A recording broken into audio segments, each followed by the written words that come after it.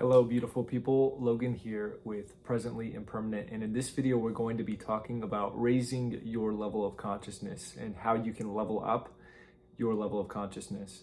In order to get to a higher level of consciousness, first we need to understand why it's important. A higher level of consciousness essentially will allow you to attract better experience into your life. Better experiences, better people, better things, more money, whatever it is that you want. On the other side of getting that thing is actually being in the frequency of that thing. So, for example, if you want a really nice car costs a lot of money because there's fewer of them in society and they're more expensive, right? So there's supply and demand. There's also the amount of art that it took to create something. So, for example, Pablo Picasso asked a woman for, I think, like $50,000 for a little bird that he drew on a napkin that took him 10 minutes to draw. She said to him, "This only took you 10 minutes. Why would I ever pay that much money?" He goes, "It didn't take me 10 minutes. It took me 40 years to be able to draw that in 10 minutes."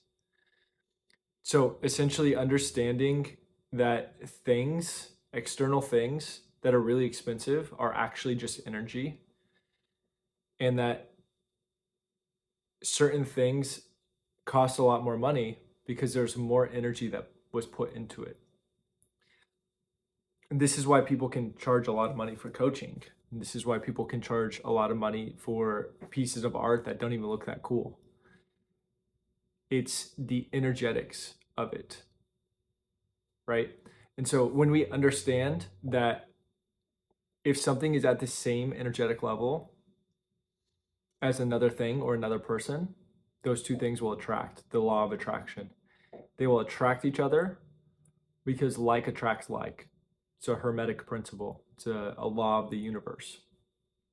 So understanding this is the foundation of being able to understand levels of consciousness to the point where you can actually level up as a person.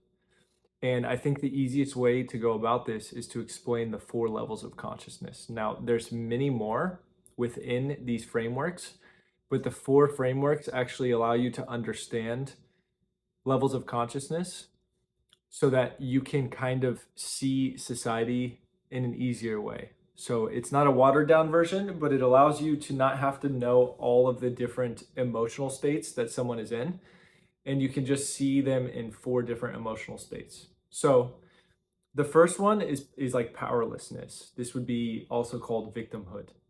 We all at some point in our life have been in this position. There's no judgment towards any of these types of consciousness. A lot of people, when they're understanding this stuff, they want to say, "Oh, I want to be this top one," right?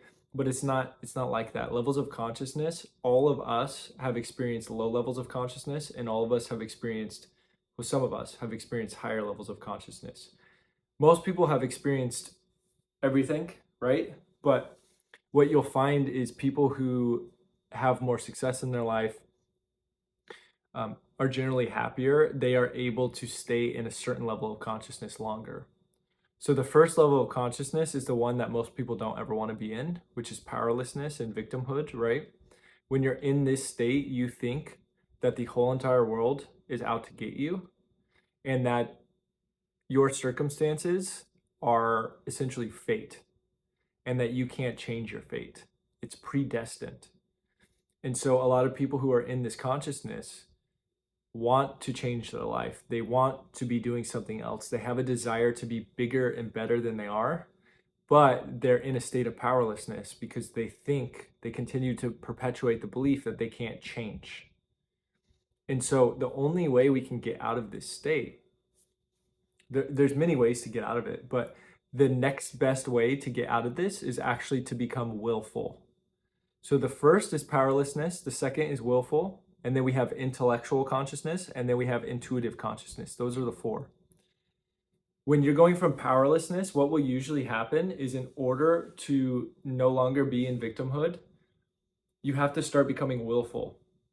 And what willfulness is a willingness to start putting in the daily effort required to get out of victimhood.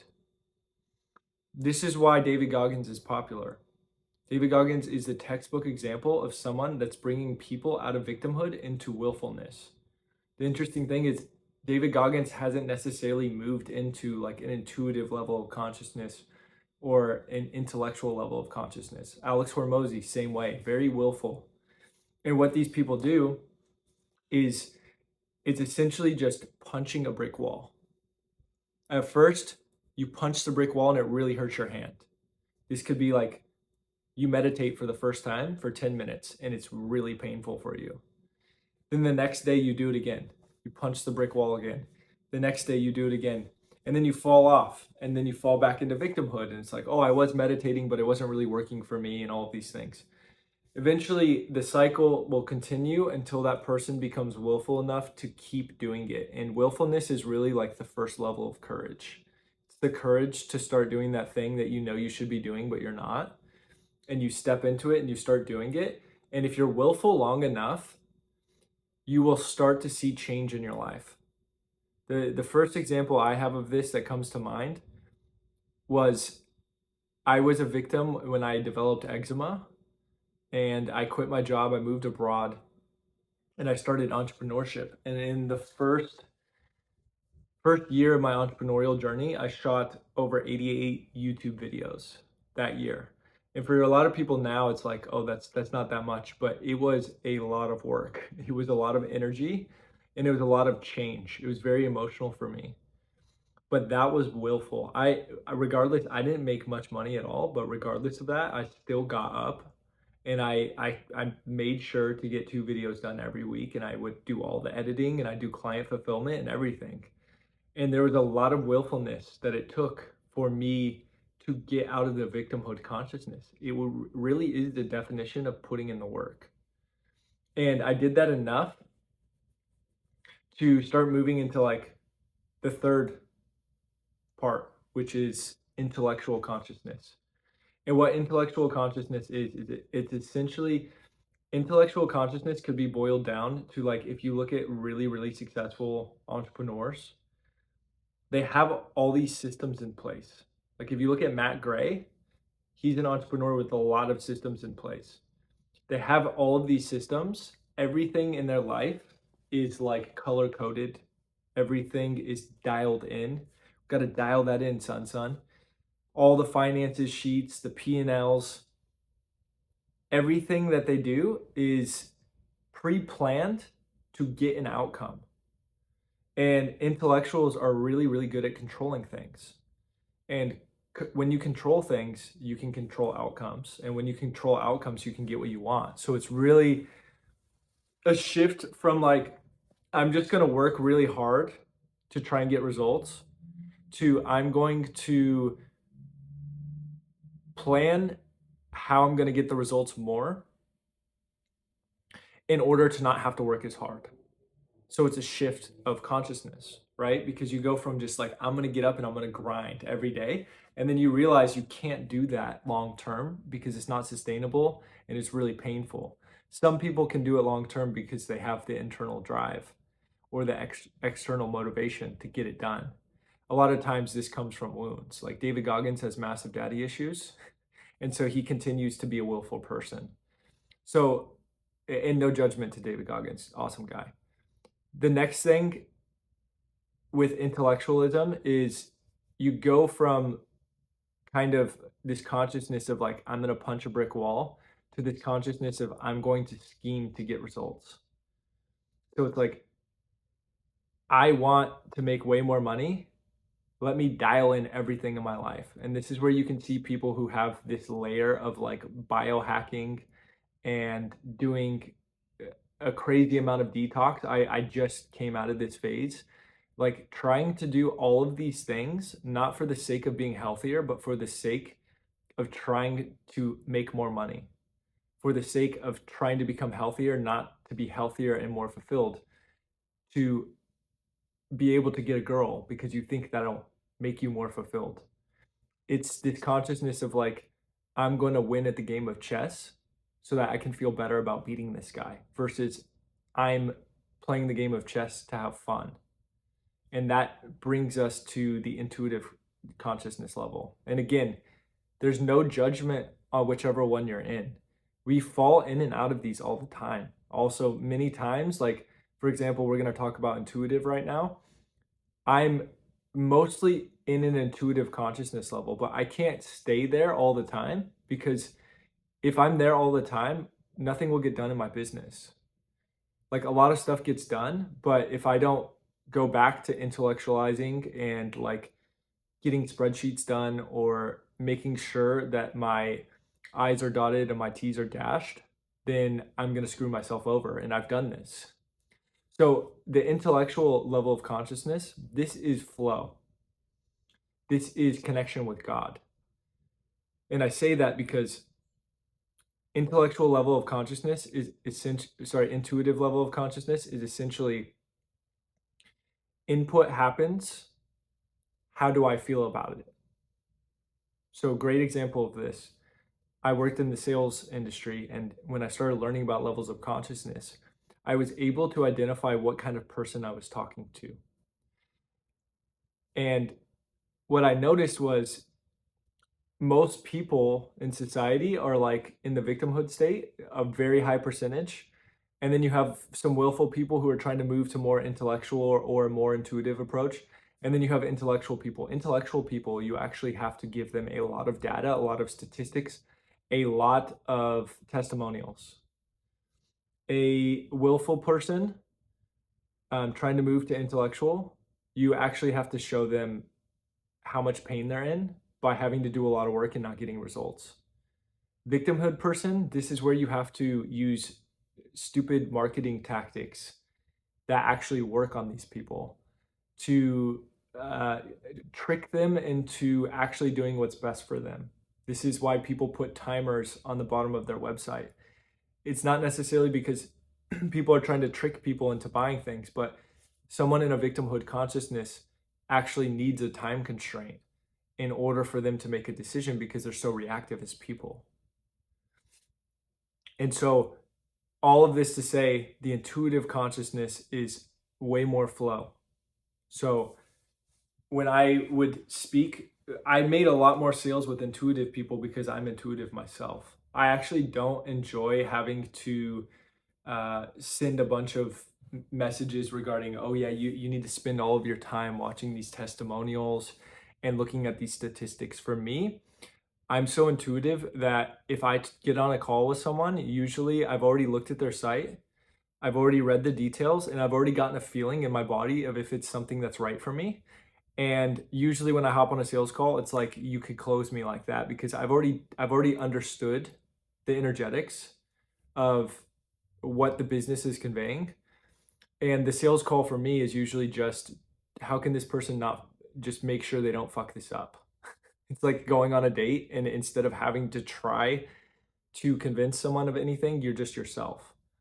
And so the intuitive level of consciousness is really interesting because it allows you as the person to have a direct experience with God, where life is happening to you, right? It's occurring, you're viewing it through your perspective, and you are connecting with yourself to feel, how does this feel on my level of consciousness? Does it make me feel worse, or does it make me feel good? And it's not from a place of I need to feel better from this thing, but it's like, how do I feel about that? And intuitive people, I've found, usually are more out of the matrix, I would say, in the sense of they have a direct connection with themselves based on their experiences, and not an attachment to their experiences and their stories, but I know how my body feels. I know what's happened before, and I'm going to make a decision off of that. If you're marketing to an intuitive, it won't work if you use victimhood marketing.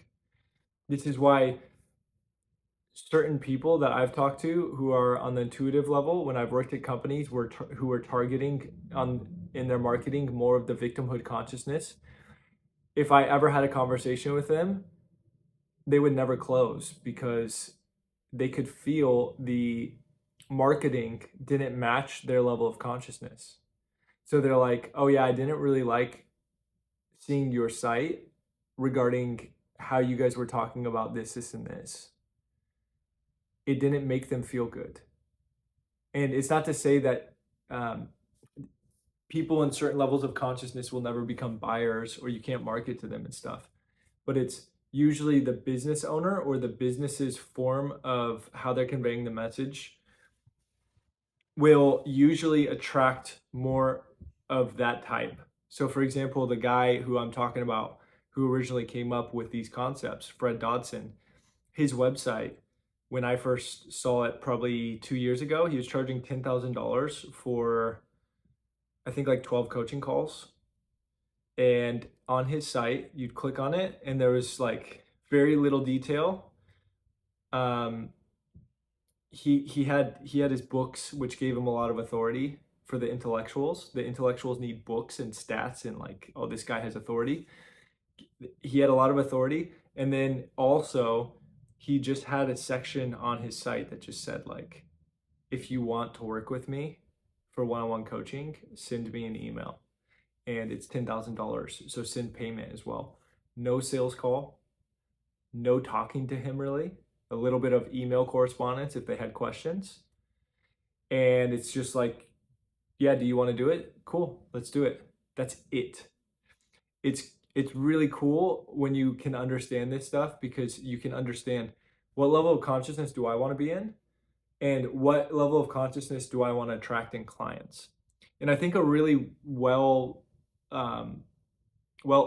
business, like, and I mean well-oiled in the sense of is really strong and unique and has depth, will cater their offers to all types of consciousness levels. Like I have a buddy, he's currently working on his offer more, but he's a really, really strong foundation on his business. And a lot of the people he first attracted in the first part of his programs were usually getting people from like victimhood to willfulness. It's just like, how can I get these people to get up every day and do something in routine that's good for them? And what ended up happening in this program, I actually went through this program. It's called The Path. If you want information on that, I highly recommend it. My buddy Alan Howard's company. So essentially taking people from like victimhood consciousness in a way to willful. And if they're willful enough over time, they will start to develop higher levels of consciousness because they have more trust in themselves.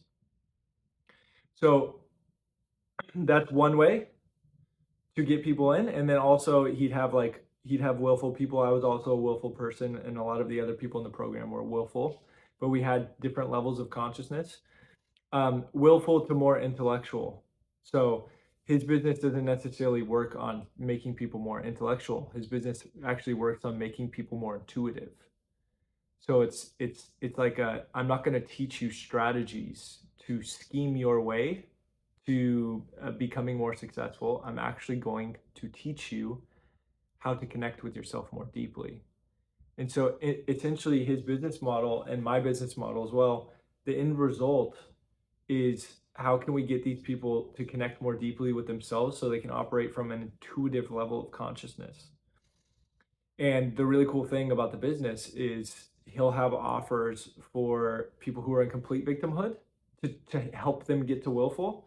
And then once they get to willful, they can sign up for the next level or deeper coaching, like one-on-one, or they can go into another program or container to get them from willful to intuitive.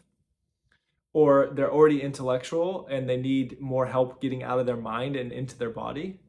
So then they can sign up for an offer on that. And that is the reason I share this, is actually more so to show how a really, really, really good business is designed to essentially have a net to capture all of the potential levels of consciousness. It's by designing each thing within the business to reflect that level of consciousness. And it takes time to do this. It takes a lot of time, and it takes a lot of understanding of your own levels of consciousness. So if that video helped you, I hope this does. Please subscribe to the channel. And if you're looking to raise your level of consciousness, I highly recommend buying a Logos personality test. I work with the company, and I actually offer coaching with these tests. But if you click the link below, you can look into it. But essentially, this test has helped significantly in me understanding my level of consciousness and what's actually been holding me back from being able to be more intuitive and also become more pragmatic as well. I was able to understand like where I wasn't as intellectual with my business and how I was showing up in life, and being able to change those things, those traits in my personality, because essentially traits can change. For example, like if you're not a very patient person, it's not because you were born that way, it's because it's not developed. And we have a lot of research on this related to clients being able to, if they make the conscious choice to want to change to become a more patient person, or to have more self-appreciation, or to become more mindful, all it takes is them saying, I want that thing, and I'm going to put in attention and time into improving it. And the cool thing about the Logos test, it's not like other personality tests where you could take it and then maybe your result changes, like you were an ENFP before and you became an INFP, like the Myers-Briggs. It's not like that. It's, you can actually see your traits change over time if you've been putting work into them. So with all that being said, thank you for watching, and I'll see you in the next one. Later.